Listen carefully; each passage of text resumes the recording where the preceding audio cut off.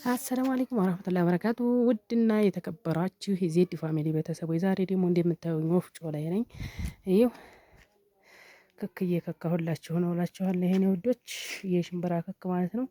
ባቄላው በወፍጮ ተከካ፣ ሽምብራው በእጅ እየተከካ ነው፣ ግን የማንጸባረቅ ባህሪ ያለው። ይህችን እስቲ የገጠር ምድጃ እዩልኝ ማለት ነው።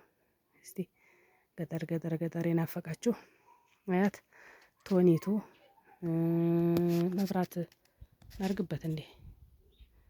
ይቺ ቶኒቱ ናት። ይቺ ምድጃይቱ። ይሄ ደግሞ ያው ወፍጮ ነው እንደምታዩት። ደግሞ እዚህ ጋር ደግሞ አያት የዚች አይነት እንጨት አከማመር ትዝ ትላችኋለች። እያችኋት አያት እንጨትና ኩበቷ በአንድ ተቀላቅላ ማለት ነው። እና ደግሞ አያት እዚህ ደግሞ ምኒቱ ሙቀጫይቱ እና ገጠር የናፈቃችሁ አያት ወላሂ ላዚም እንትኔቱ ማለት ነው። እንጨቲቱ አከማመሯ ምናምን ይኸው ደግሞ በጨለማው ሳረገው ይህን ይመስላል እላችኋለሁ። ምናልባት ድምፄ ሊቀንስ ይችላል።